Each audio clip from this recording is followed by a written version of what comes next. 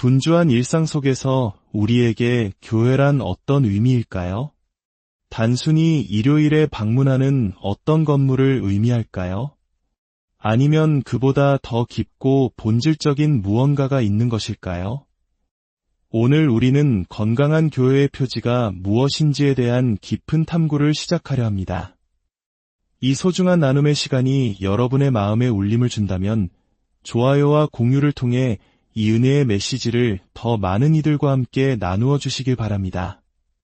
하나님의 말씀이 널리 퍼져나가는 그 길에 여러분이 동참해 주시는 것은 또 하나의 귀한 사역입니다.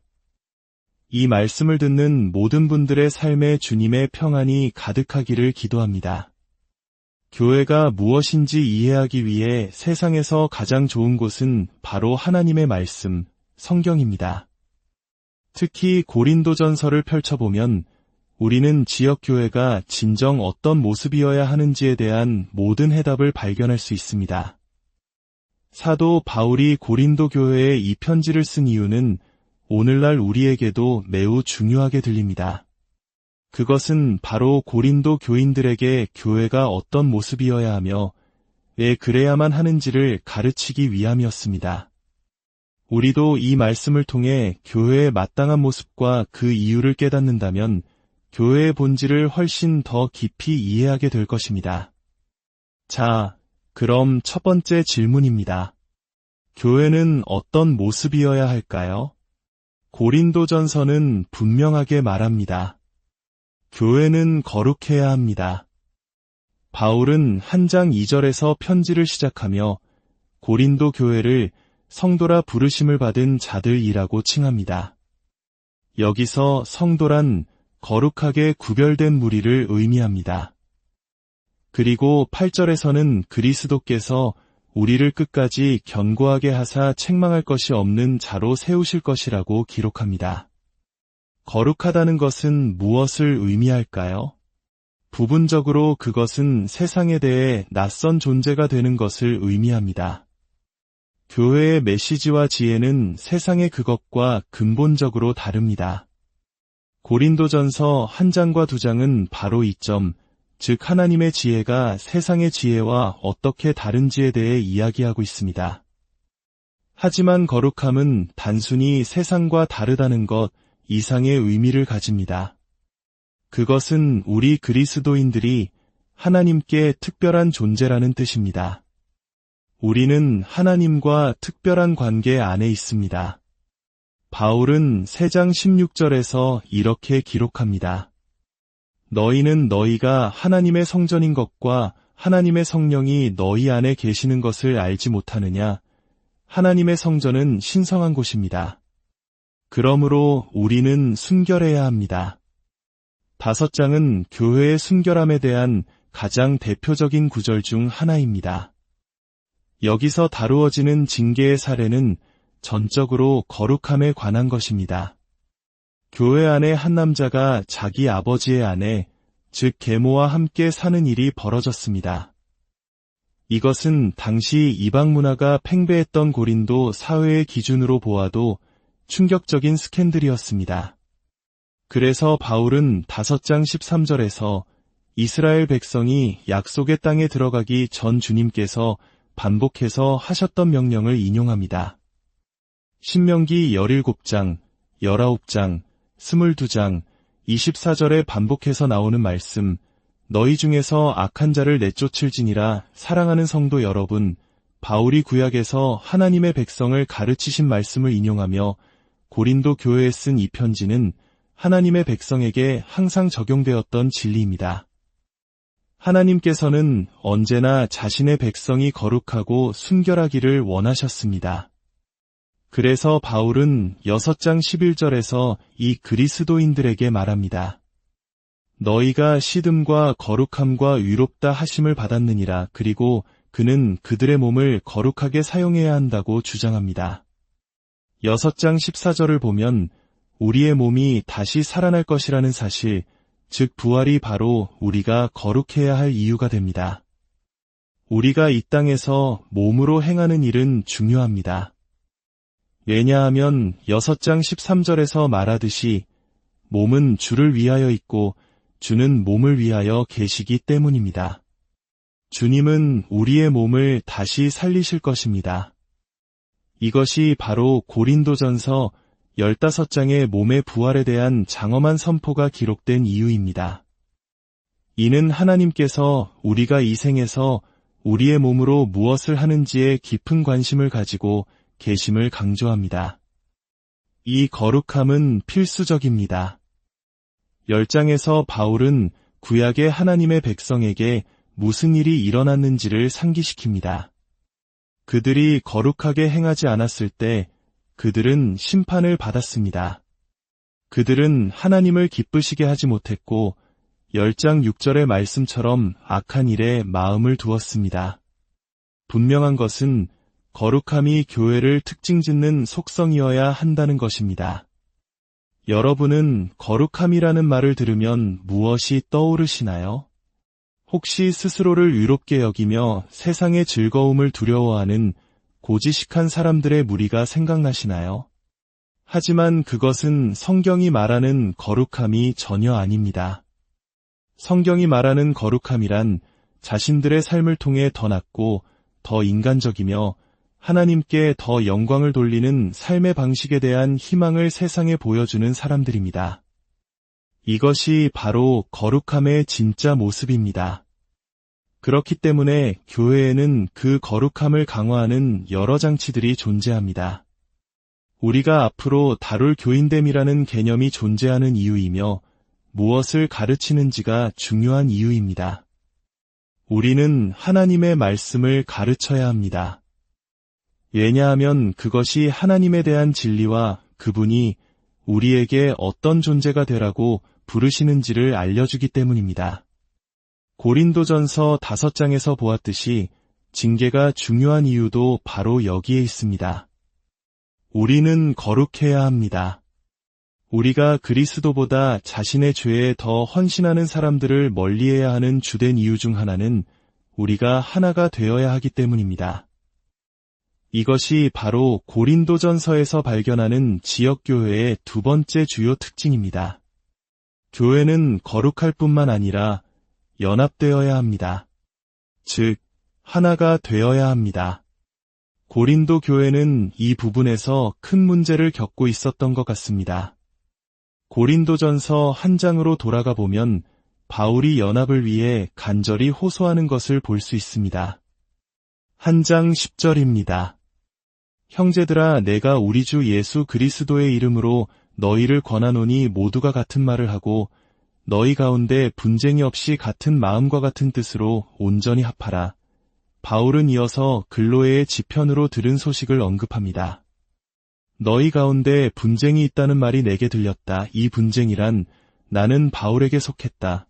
나는 아볼로에게 속했다. 나는 게바에게 속했다. 나는 그리스도에게 속했다라고 말하며 파벌을 나누는 것이었습니다. 이 모습, 어딘가 오늘날 우리의 모습과 닮아있지 않습니까? 나는 어느 대형교회 소속이다. 나는 어떤 유명한 목사님을 따른다며 은연중에 우리를 나누고 있지는 않습니까? 바울은 단호하게 반문합니다. 그리스도께서 어찌 나뉘었느냐? 사랑하는 성도 여러분, 연합이야말로 지역 교회의 표지가 되어야 합니다. 그들이 마땅히 알아야 했던 분리는 세상과의 분리였습니다. 그러나 그들은 서로에게서 분리되고 있었습니다. 바울은 3장 3절에서 매우 엄하게 말합니다. 너희는 아직도 육신에 속한 자로다. 너희 가운데 시기와 분쟁이 있으니 어찌 육신에 속하여 사람을 따라 행함이 아니리요. 연합은 교회의 가장 중요한 특징 중 하나여야 했습니다. 유대인과 이방인 사이의 오랜 분열을 초월하는 이 연합이야말로 교회를 세상과 구별짓는 표지였습니다. 그 다양성 속의 연합이 복음의 진실성을 증언하고 있었습니다. 세상의 모든 분열은 그리스도 안에서 발견되는 연합으로 극복되어야 했습니다. 바울이 교회의 분열 소식에 그토록 속상해했던 이유가 바로 여기에 있습니다. 심지어 연합의 축제여야 할 성만찬에서조차 11장에서 보면 그들은 분열하고 있었습니다. 너희가 교회에 모일 때에 너희 중에 분쟁이 있다 함을 듣고 어느 정도 믿거니와 성도 여러분, 교회가 육적인 이유로 분열될 때 우리는 본질을 잃고 다른 것에 집중하게 됩니다. 현대적인 찬양을 하는 교회, 특정 민족 배경의 교회, 어떤 목회자의 교회, 특정 정치 성향의 교회가 되는 순간 그 연합은 진정한 기독교적 연합과는 거리가 멀어집니다. 진정한 기독교적 연합은 그 모든 경계를 초월합니다. 교회는 하나가 되어야 합니다. 그렇다면 실제적으로 우리는 어떻게 하나가 될 수 있을까요? 우리는 사랑 안에서 하나가 되어야 합니다. 이것이 이 편지에서 매우 분명하게 묘사된 세 번째 특징입니다. 우리는 사랑이 넘치는 공동체가 되어야 합니다. 8장으로 넘어가 봅시다. 바울이 어떻게 시작하는지 주목하십시오. 8장 1절입니다. 우리가 다 지식이 있는 줄을 아나 지식은 교만하게 하며 사랑은 덕을 세우나니 이 구절을 시작으로 8장부터 14장까지 다른 사람에 대한 배려와 사랑이 우리 행동의 기준이 되어야 한다는 주제가 길게 이어집니다. 바울의 사랑의 원칙은 10장 24절에 명확하게 진술되어 있습니다. 누구든지 자기의 유익을 구하지 말고 남의 유익을 구하라. 물론 우리에게는 유명한 13장, 사랑장이 있습니다. 그리고 바울은 14장 1절에서 이렇게 권면합니다. 사랑을 추구하며 신령한 것들을 사모하되 특별히 예언을 하려고 하라. 예언일까요?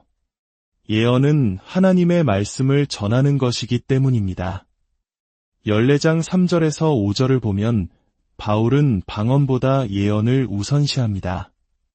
왜냐하면 예언은 교회의 덕을 세우고 교회를 강하게 하지만 방언은 자기 자신에게만 덕이 되기 때문입니다. 어떤 사람들은 이 구절을 읽고 덕을 세우는 두 가지 좋은 방법이 있구나. 방언으로 기도해서 나 자신을 세우거나 예언을 해서 교회를 세우거나 라고 생각할지 모릅니다. 하지만 바울이 말하는 것은 그것이 아닙니다. 바울은 여기서 자기 자신만 세우는 것을 비판하고 있는 것입니다. 물론 그리스도인으로서 성장하려는 노력을 하지 말라는 뜻이 아닙니다.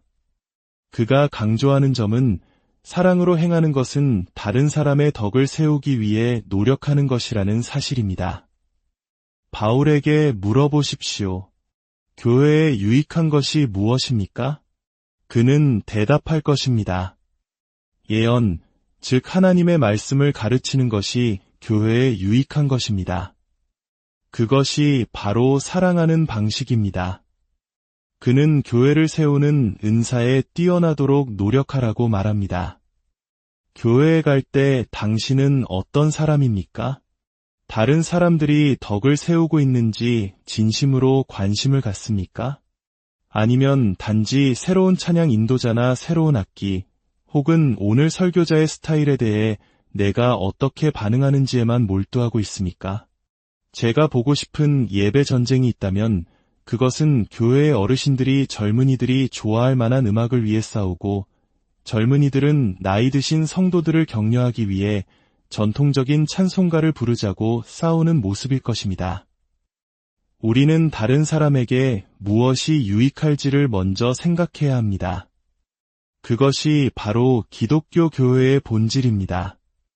사실 14장은 13장 못지않게 중요한 사랑장입니다. 14장 전체를 살펴보면 바울은 끊임없이 다른 사람의 유익, 교회의 강건함을 기준으로 모든 것을 판단합니다. 12절에서는 교회의 덕을 세우기 위하여 그것이 풍성하기를 구하라고 말합니다. 26절의 끝을 보십시오. 모든 것을 덕을 세우기 위하여 하라. 31절에서는 이는 다 모든 사람으로 배우게 하고 모든 사람으로 권면을 받게 하려 함이라고 말합니다. 바울은 교회의 건강에 매우 민감했습니다. 왜 그랬을까요? 15장 9절에서 그는 자신을 이렇게 고백합니다. 나는 사도 중에 가장 작은 자라. 나는 하나님의 교회를 박해하였으므로 사도라 칭함받기를 감당하지 못할 자니라. 바울은 자신이 해를 입혔던 바로 그 교회를 이제는 누구보다 아꼈습니다. 예수님이 누구신지 깨닫고 믿게 된 지금 그는 교회가 세워지는 것을 보기를 간절히 원했습니다. 하나님께서 이 사람을 사용하셨는지 우리는 충분히 이해할 수 있습니다. 그리고 그는 16장 14절에서 이렇게 명령합니다. 너희 모든 일을 사랑으로 행하라. 정리하자면 지역 교회는 거룩하고 연합하며 사랑이 넘치는 곳이어야 합니다. 하지만 여기서 우리는 한 걸음 더 나아가야 합니다. 교회가 진정 무엇인지 이해하려면 다음 질문에 답해야 합니다. 왜 교회는 그래야만 하는가?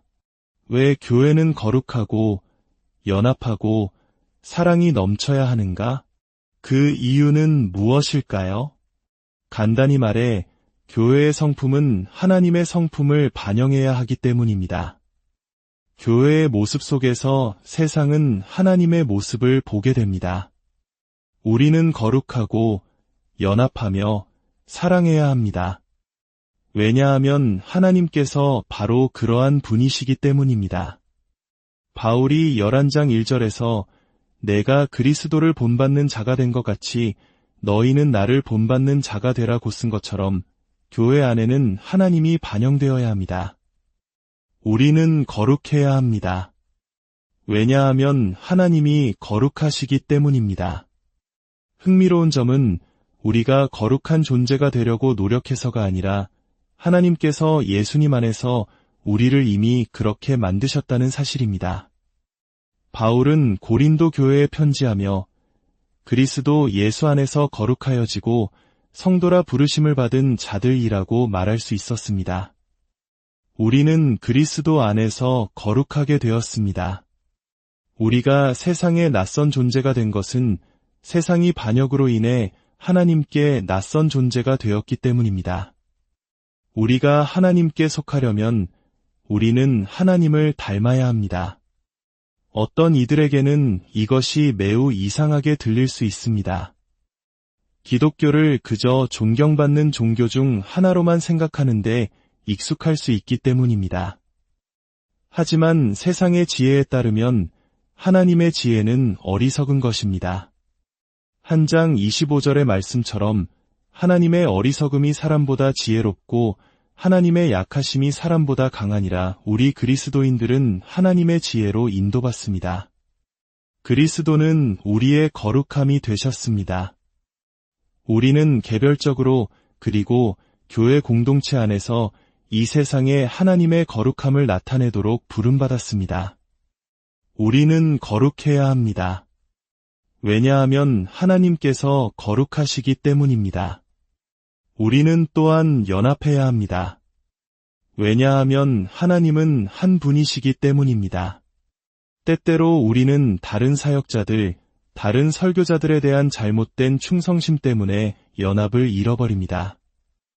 3장에서 바울은 다양한 사람들에 의해 행해진 모든 사역이 결국은 하나님의 일임을 상기시킵니다. 그런즉 아볼로는 무엇이며 바울은 무엇이냐? 그들은 주께서 각각 주신 대로 너희로 하여금 믿게 한 사역자들이니라. 나는 심었고 아볼로는 물을 주었으되 오직 하나님께서 자라나게 하셨나니 그런즉 심는 이나 물 주는 이는 아무것도 아니로되 오직 자라게 하시는 이는 하나님뿐이니라. 다음 주일 여러분의 교회에서 찬양을 인도하는 사람, 헌금을 돕는 사람, 사람들을 맞이하는 사람, 설교하는 사람, 간증하는 사람을 볼 때 깨달으십시오.